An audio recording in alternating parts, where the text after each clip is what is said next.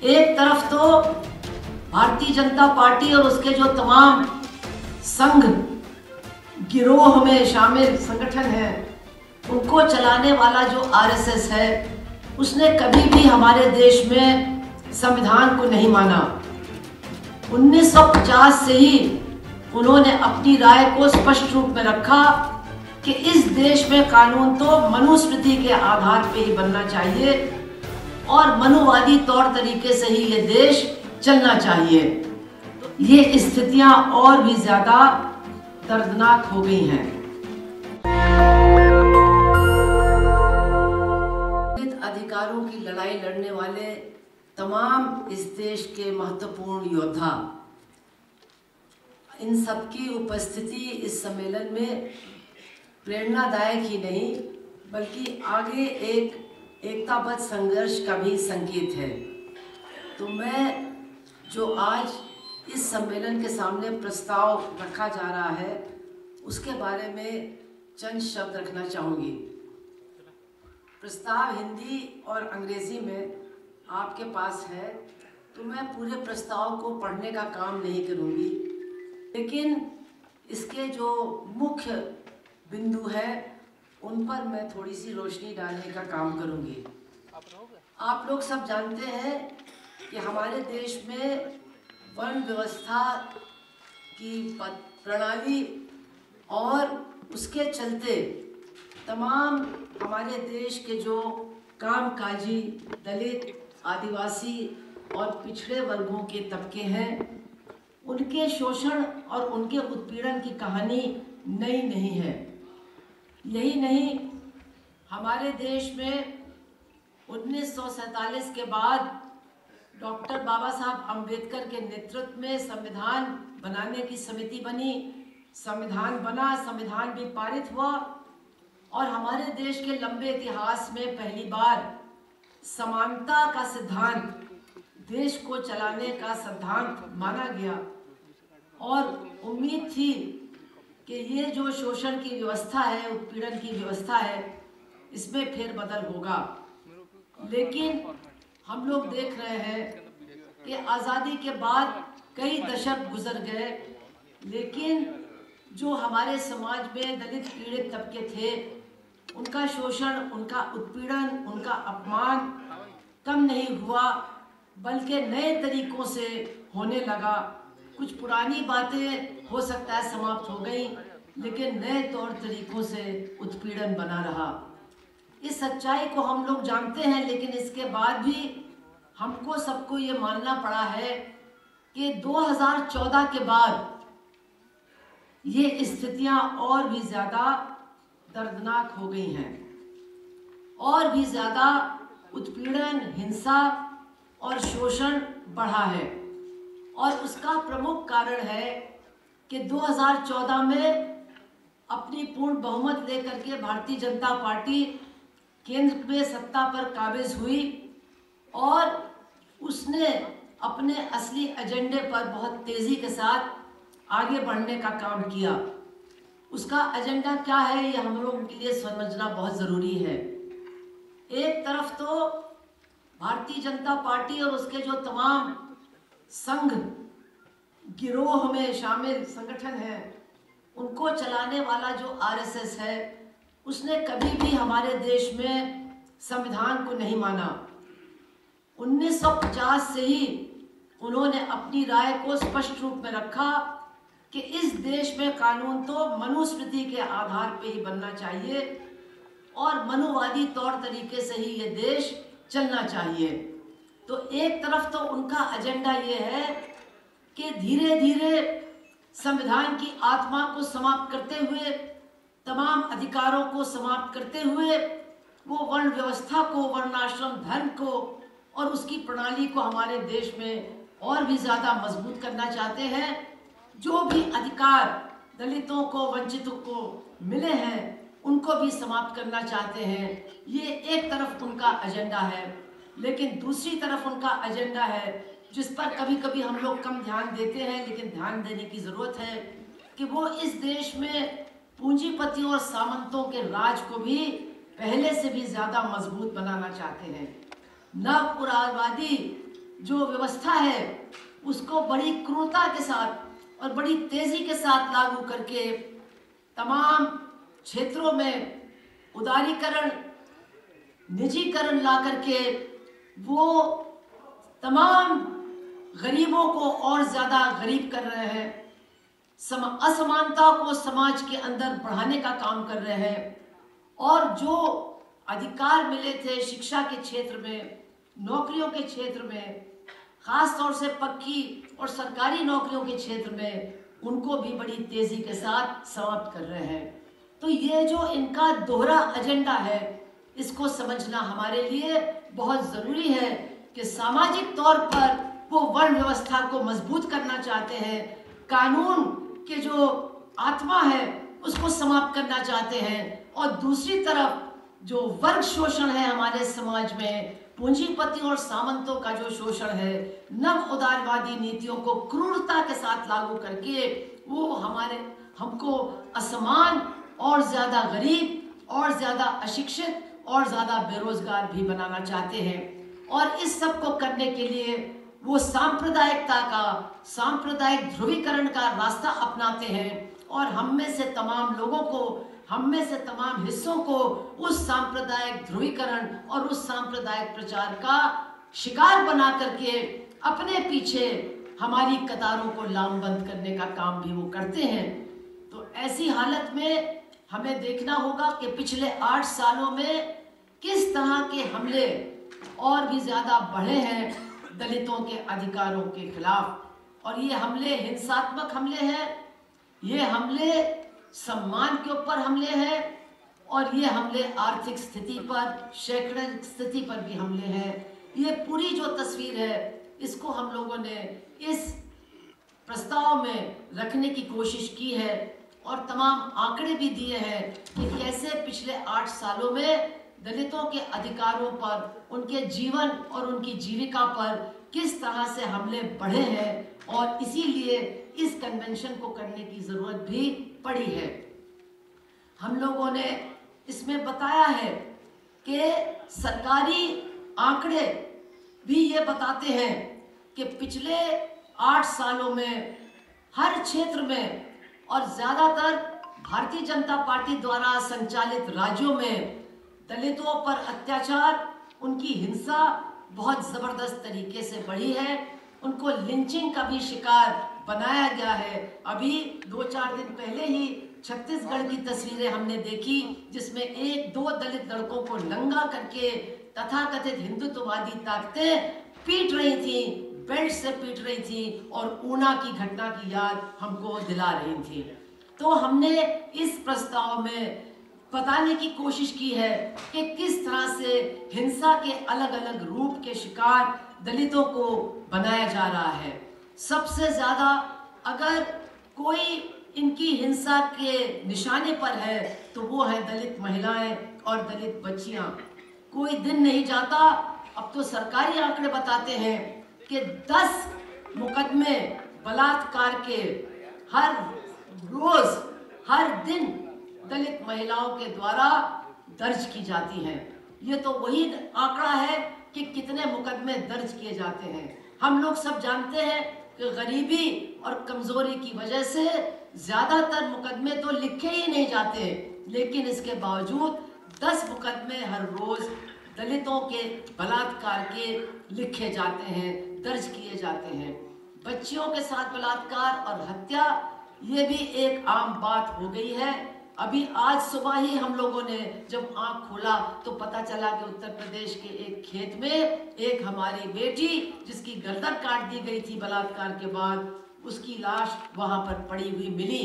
तो ये हत्याओं का जो दौर है ये इतना ज्यादा भीषण हो रहा है कि एक बड़ा सवाल है कि कैसे इससे निपटा जाए, क्योंकि ये भी हमको समझना होगा कि भारतीय जनता पार्टी की जो सरकारें हैं वो बलात्कारियों को ही बचाने में जुटी हुई हैं। ज्यादा लंबा चौड़ा मैं उदाहरण नहीं देती हूँ, हाथरस का ही मुकदमा अगर हम देख लें, जिसमें 1 साल पहले एक दलित बच्ची के साथ 4 सवर्णों ने सामूहिक बलात्कार किया था और उत्तर प्रदेश के योगी ने पूरी ताकत लगा दी बलात्कारियों को बचाने के लिए और लड़की को झूठा साबित करने के लिए। उसे याद करने की जरूरत है, वो लड़की मर गई और चारों को जब हल्ला मचा देश में गिरफ्तार किया गया, लेकिन आज तक वो मुकदमा आगे नहीं बढ़ा है। और जगह जगह ये उदाहरण स्पष्ट रूप से सामने आते हैं कि पीड़िता के साथ ये सरकारें खड़ी नहीं होती हैं, बल्कि उत्पीड़न और हिंसा करने वालों को बचाने के लिए भी सरकारी तंत्र का इस्तेमाल किया जाता है। ये इन पिछले 8 सालों में बहुत स्पष्ट रूप में बात हमारे सामने आई है। और इसके साथ साथ तमाम दलितों के जो पुरुष हैं, जो लोग हैं, उनके साथ भी विभिन्न तरीके से अत्याचार बढ़ा है। अभी आपको मालूम है, गाय के सवाल पर लिंचिंग होती है, लोगों को करीब करीब अधमरा कर दिया जाता है और जेल में ठूस दिया जाता है।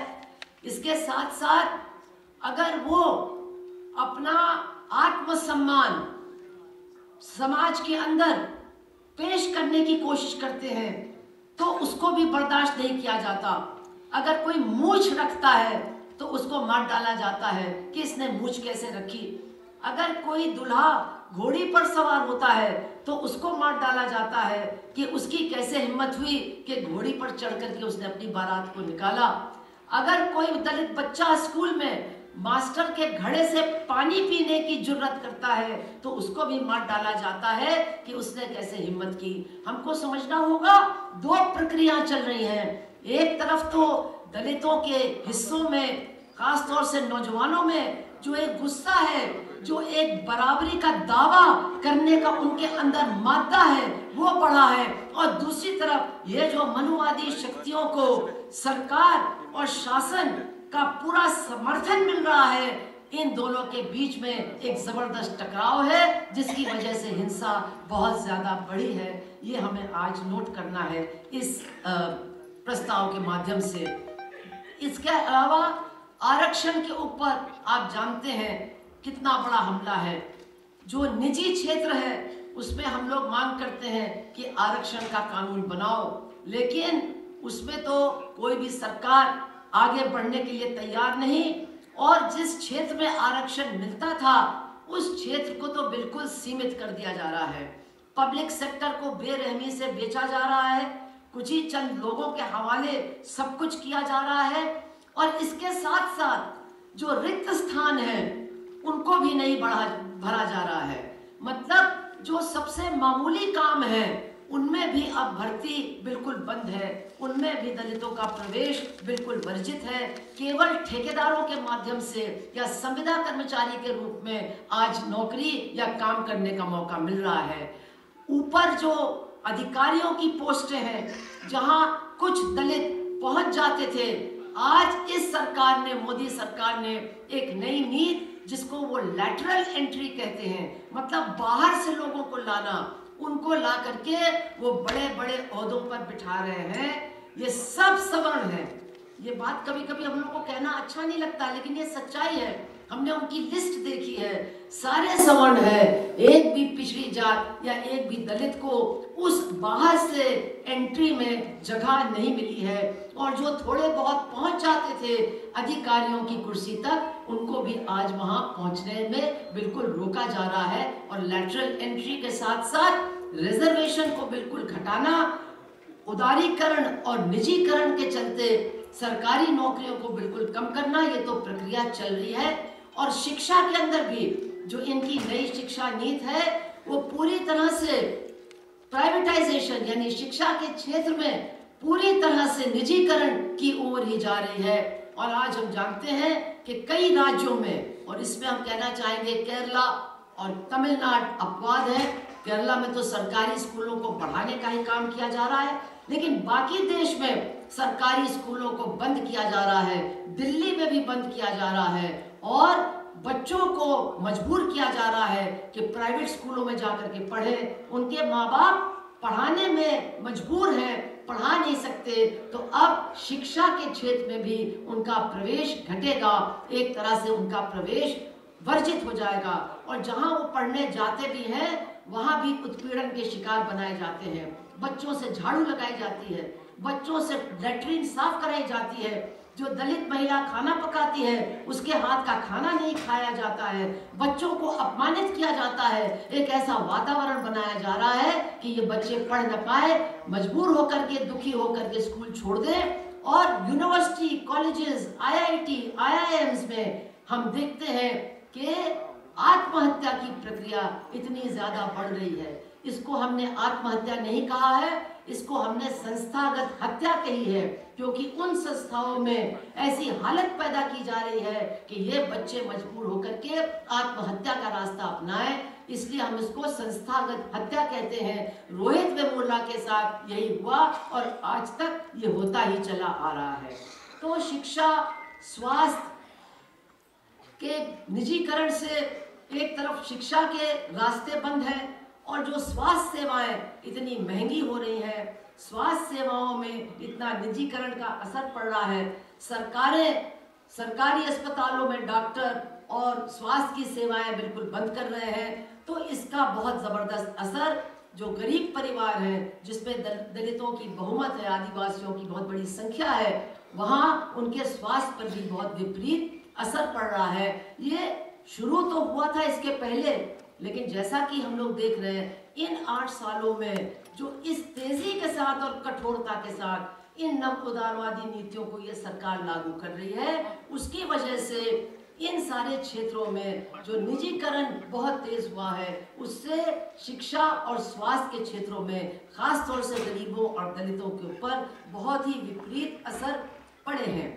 यही नहीं, हम ये भी देखते हैं कि जो जमीन का सवाल है, क्योंकि आज भी हमारे देश में, इसमें आंकड़े भी दिए गए हैं, बहुत बड़ी संख्या में जो देहात में दलित परिवार रहते हैं उनके पास जमीन नहीं है, वो भूमिहीन है।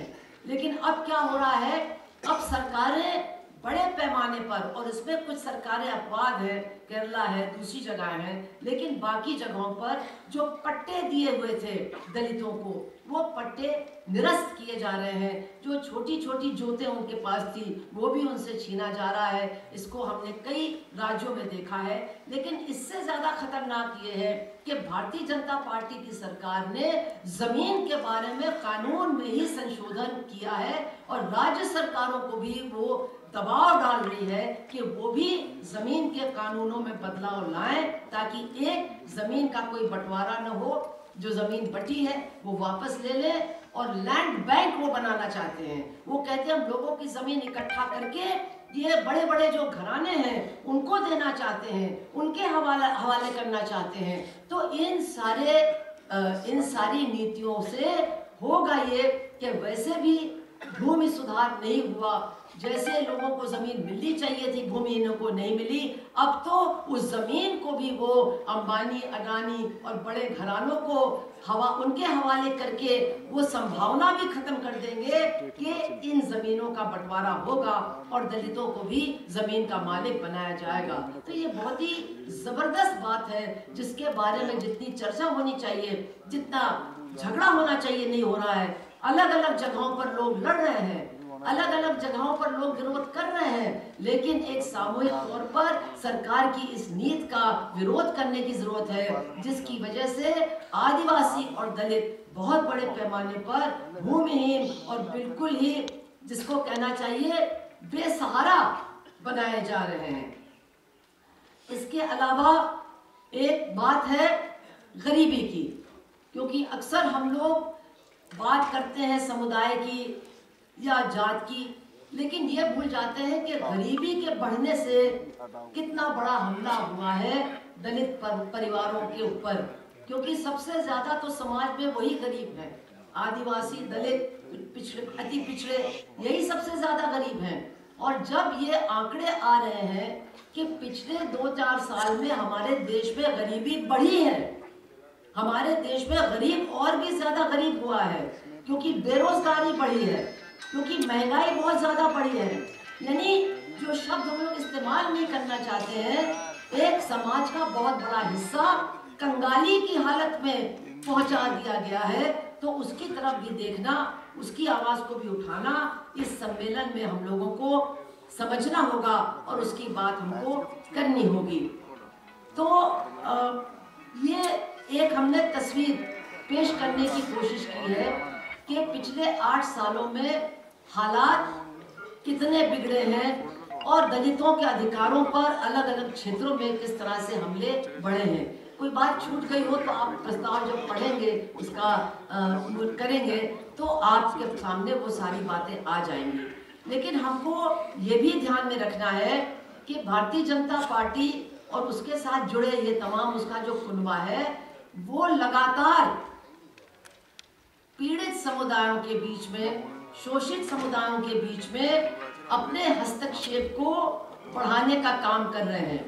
वो धर्म का इस्तेमाल करते हैं, धार्मिक उत्सवों का इस्तेमाल करते हैं, त्योहारों का और पर्व का इस्तेमाल करते हैं, शिक्षा का इस्तेमाल करते हैं। ये तो हम लोग सब जानते हैं और उत्तर भारत में रहने वाले हम लोग ये भी समझते हैं कि दलितों के जो बीच में तमाम उप समुदाय हैं उनके बीच में वो कैसे घुस करके एक उप समुदाय को एक दूसरे उप समुदाय के खिलाफ खड़ा करने का काम करते हैं और सबको अपनी तरफ घसीटने का काम करते हैं। उनकी कोशिश है कि एक बड़ी हिंदू एकता का वो निर्माण करे, लेकिन हमको समझना होगा और लोगों को समझाना होगा कि उनकी ये जो बड़ी हिंदू एकता है उसके अंदर समानता नहीं है। वो एकता चाहते हैं लेकिन समानता को बिल्कुल स्वीकार करने के लिए तैयार नहीं है। लोगों को समझाना बहुत जरूरी है कि वो एक घर में सबको बुला करके रखना तो चाहते हैं, लेकिन किसी को कोठरी में रखना चाहते हैं, किसी को बेसमेंट में रखना चाहते हैं और कुछ लोगों को बढ़िया बढ़िया ऊपर के तलों में रखना चाहते हैं। तो ये जो उनकी हिंदू एकता की कल्पना है जिसके अंतर्गत असमानता बनी रहेगी, जिसके अंतर्गत जाति व्यवस्था और जाति उत्पीड़न बना रहेगा, ये हमें समझना और दूसरों को समझाना बहुत जरूरी है। क्योंकि ये हम नहीं समझेंगे तो वो अपनी तमाम गतिविधियों के माध्यम से इस हिंदू एकता को बड़े पैमाने पर निर्मित करने में सफल बनेंगे और उनका जो असली एजेंडा है इस देश को एक मनुवादी हिंदू राष्ट्र में परिवर्तित करने का, उसमें उनको काफी सफलता भी मिल जाएगी। इसलिए इसको समझना जरूरी है। अभी हाल में ही उन्होंने दो बड़े हस्तक्षेप किए। एक तो जो मुस्लिम समाज में पिछड़े हैं, पासबंदा समाज, और उसके बारे में हमारे साथी आए हैं, अली अकबर जी बताएंगे। तो उन्होंने उनका एक बड़ा सम्मेलन करके कहा कि भारतीय जनता पार्टी अब पासबंदा मुसलमानों को उनका अधिकार दिलाएगी, उनको टिकट भी देगी, उनको चुनाव भी जिताएगी। और इसके साथ साथ उन्होंने उत्तर प्रदेश में वाल्मीकियों का भी एक महासम्मेलन किया और वाल्मीकि समाज के अंदर भी जो रामायण लिखने वाले वाल्मीकि जी हैं उनका हवाला देते हुए कहा कि उनका सम्मान तो सबसे ज्यादा भाजपा ही करती है इस देश में। इस तरह से उन्होंने जो बहुत ही पीड़ित समुदाय है उसके बीच में अपना हस्तक्षेप बढ़ाने की कोशिश की है। तो इन हस्तक्षेप और इन गतिविधियों का भी हमें केवल मतलब ज्ञान नहीं लेना है, पता नहीं लगाना है, बल्कि इनके खिलाफ पर्दाफाश करने का भी काम हमको करना है। और उनकी जो असलियत है वो लोगों को बताना है कि अभी दिल्ली में हजारों लोगों ने बौद्ध धर्म स्वीकार किया। तो दिल्ली के एक मंत्री थे आपकी सरकार के, जिन्होंने वहां उस समारोह में डॉक्टर बाबा साहब अम्बेडकर के 22 वचन पढ़ के सुनाने का काम किया। वो 22 वचन आप लोग सब जानते हैं। जब बाबा साहब ने खुद धर्मांतरण किया तब उन्होंने इन 22 वचनों का प्रचार किया था। तो उस मंत्री ने वो 22 वचन जो पढ़े तो भाजपा का तो तूफान खड़ा हो गया कि ये हिंदुओं का दुश्मन है, देश का दुश्मन है, ये तो मंत्री रह ही नहीं सकता। उसकी अपनी सरकार ने भी उसका समर्थन नहीं किया और अंततोगत्वा उस मंत्री को इस्तीफा दे करके अपना मंत्री पद छोड़ना पड़ा। तो इस एक घटना से उनकी जो असलियत है, उनकी जो समझ है, वो कैसा देश चाहते हैं, डॉक्टर अंबेडकर के बारे में भी उनकी क्या सोच है, ये काफी हद तक इसका पर्दाफाश हुआ। लेकिन इसकी चर्चा ज्यादा लोगों के बीच में करना जरूरी है। तो आज के इस सम्मेलन में ये प्रस्ताव मैं अभी आपके सामने रखूंगी, लेकिन इसके साथ साथ एक बात और भी कहूंगी कि ये प्रस्ताव इस बात का भी संकेत देता है या इस बात की भी अपील करता है कि हमें केवल प्रस्ताव नहीं पारित करना है, बल्कि इस सम्मेलन के बाद हमें एक बड़ा मंच भी तैयार करना है, जिस मंच में उन सब लोगों का स्वागत होगा जो दलित अधिकारों के लिए लड़ना चाहते हैं, और सबको मिल करके एक संघर्ष का आह्वान हम करेंगे, वो भी इस सम्मेलन का एक हिस्सा बनेगा। अब इसके अंत में एक मांग पत्र है, इसमें आप लोग भी और मांगे सुझा सकते हैं, आपका स्वागत है। एक तो ये कि जो दलित अत्याचार वाला कानून है उसको और भी ज्यादा मजबूत किया जाए, निजीकरण बंद हो, अनुसूचित जात और जनजात के कोटे में जो दलित मुस्लिम हैं और दलित ईसाई हैं, बगैर उस कोटे को कम किए उनको भी आरक्षण का लाभ दिया जाए, अधिकार दिया जाए, और ये जो आरक्षण पर सीमा लगाई गई है इस सीमा को भी समाप्त किया जाए, इसका विस्तार किया जाए। इसके अलावा जो उप योजनाएं, जो सब प्लान पहले बनता था दलितों और आदिवासियों के विकास के लिए, जो करीब करीब खत्म कर दिया गया है, उनको फिर से पुनर्स्थापित किया जाए और उनके कल्याण के लिए ठीक से खर्चा तय किया जाए। नई शिक्षा नीति को निरस्त कर दिया जाए, संस्थागत हत्या के खिलाफ कानून बनाया जाए और भूमि हदबंदी अधिनियम को लागू किया जाए और भूमिहीनों को भूमि वितरित की जाए। तो ये प्रस्ताव है जो मैं आपके सामने रख रही हूँ। नेशनल दस्तक की आपसे गुजारिश है कि अगर इसको बचाना चाहते हैं तो नेशनल दस्तक को सब्सक्राइब करने के लिए रेड कलर के सब्सक्राइब बटन को दबाएं, फिर बेल आइकन की घंटी दबाएं। नेशनल दस्तक को बचाने के लिए बहुत जरूरी है कि हर खबर को शेयर करें, लाइक करें, कमेंट जरूर करें।